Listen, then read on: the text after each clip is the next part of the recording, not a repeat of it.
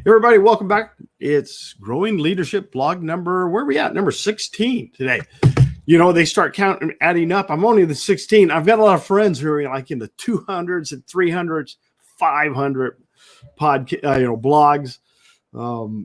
But, you got to start someplace. You got to start at the beginning and one step at a time. So today is Friday. Friday is leadership game day. And I've decided that every Friday I take the leadership game, the John Maxwell team's leadership game, and play it with you on the blog.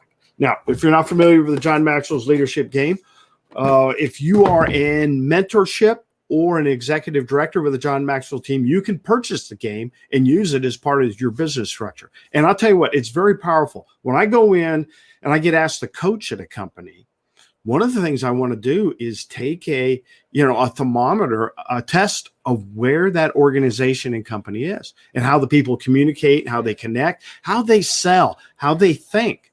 And and I can go in and sit down with everybody in the company and ask questions of them. And I get the answers they think I want to receive. So they won't give me their heart's answer. But if I play the game with them, the leadership game, they will respond to the game and to the other players at the game. And I'm able to sit and listen and really get a good read on what that organization is doing and any problems areas they have and what that organization's strengths are and how the people in that organization complement and can grow that company to the next level. That's critical for me when I sit down with the CEO and begin a deep dive into how they can grow and take their company to the next level. Okay? So the game is basically like this. Set it a deck of cards. Each of the cards has a series of questions on it, and we're going to roll a dice. The dice tells us which color of the cards we're going to pull. And if you set a table run, you say you have 12 employees from that company, and they could be the key leaders or just employees in the company, sit around the table, and they roll the dice, and then each one of them has a turn of drawing a card and responding to that card. And the cards challenge each other. They make the individual, they challenge the individual to give a response or to ask and, counter somebody else's response in the group. So it's Friday, and I'm going to put myself on the spot because we're going to roll the dice, and I'm going to draw a card. And just like I was playing the game at the table as a member of a company or organization, I'll try and respond to that card the best I can. All right. So on the spot, here we go. I'm going to roll the dice, and we'll roll it. And the dice came up with pink, which I got to look at my cards now. I got to find. And pink is a follower's card. So I'm going to pull out and put my glasses on so I can read it. All right. So, okay. So I'm looking at this card because I've played the game a number of times. I know this card and I know how this really helps an organization grow. So we're going to select another player to oppose your view of the following question or statement. All right. So I'm going to pick somebody across the table from me and oppose me on this. Other players can respond using their debate response cards at the end of the debate. So when we get done this comparison between two of us, there is agree or disagree card which they can play. The other players can play whether they support which side of the argument they support. So here's the argument. The law of magnetism. Who you are is who you attract. Who you attract is not determined by what you want. It's determined by who you are. That comes out of the 21 Irrefutable Laws of Leadership, chapter 9. So that's a very good question. That's a good question. Because as a business owner in the past, or as a manager of a program, I had the requirement of hiring 50 people to be a member of that organization. Because we were starting it from ground level here in Idaho. So I had to hire, under a government contract, 50 employees. Now, there was a great argument that went on that Marshall hired people who were very similar to him in his thoughts and the way he operates. And there was some argument to that because that's true. And what I looked at is, I wanted to build this organization that was going to challenge the status quo. This was an organization who had to go into military training and kind of reverse the military training by creating learning environments where historically the answer was, I'm doing things by the book to get success on the field in the training environment, to a learning environment where that response, I'm doing things by the book, was never accepted. So to do that transition, to get it into a learning environment where you were always being challenged to play, if you listen to my book called Mark Your Ball, it's the comparison between hitting on the driving range and playing on the golf course. When you're on the golf course, every time you hit the ball, it's a different situation. And every different situation calls for a different approach, a different action, a different thought process when you stand up to address that ball. Okay. So yeah, on the driving range, it's very simple to say, I did it by the book. But out on the golf course, doing it by the book doesn't solve it. So in life, in a combat situation, I was working with combat leaders. I wanted trainers who could help me evolve that into a world of where students took responsibility and ownership of their actions and thought into the actions all the way down the line. So what I didn't need was people who believed that the correct answer was always by the book.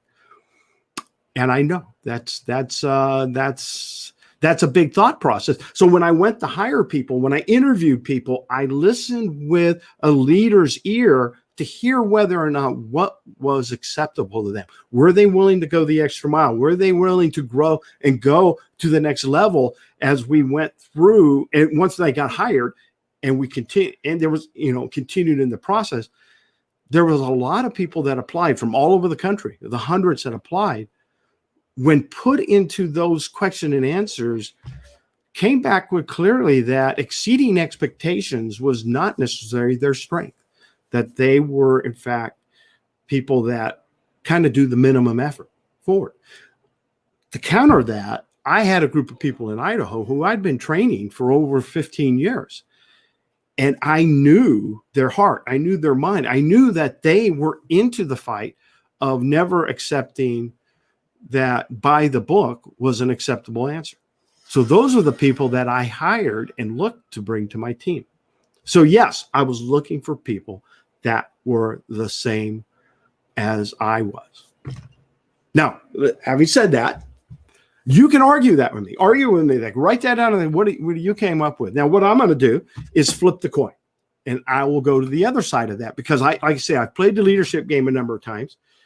And I've heard both sides of the responses from the table. And I love both responses because the other responses is Marshall, listen to me.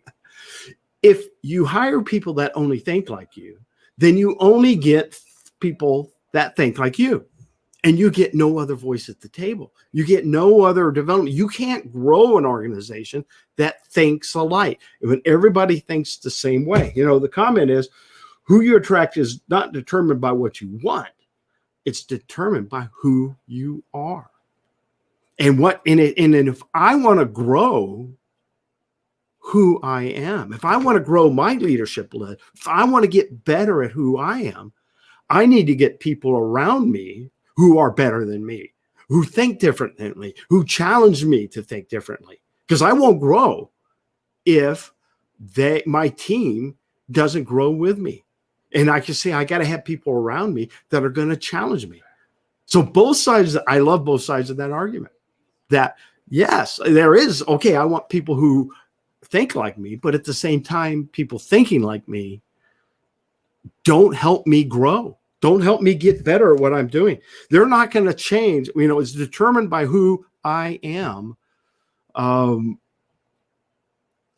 Is that on a scale of 1 to 10 in terms of leadership, we never achieve to a level 10. because by the time you start going up, you have to start over constantly. So if I want to keep moving up the scale, I got to have people around me that challenge me constantly. All right, guys, that's the answer to both sides. One is find people that are just like you. The other one is find people. I love that question. That's been one of the ones that at a table with a business really gives me an insight to how the people at that table think and how the boss of that organization thinks, because the employees will, in a discussion with each other at the table, will tell me how that organization thinks and grows. All right. And I tell you what, I know that in organizations, that's what we want to do.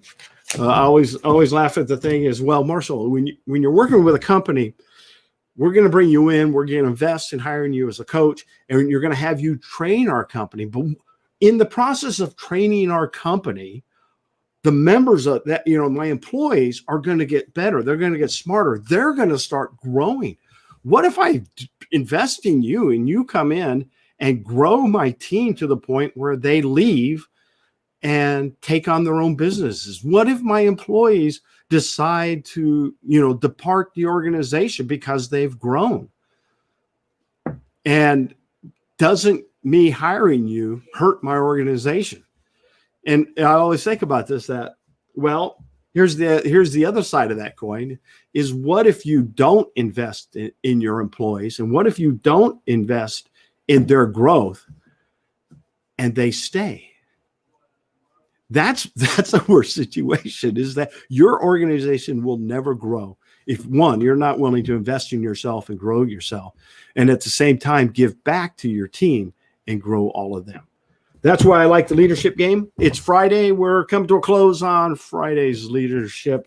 Roll the dice. You got to go into the comment section and tell me how I did, or give me your opinion. What is your idea? Because I want to hear all the ideas on the table about that question. Who you are, who you attract is not determined by what you want. It's determined by who you are. Thanks a lot for tuning in. Be back on Monday out here.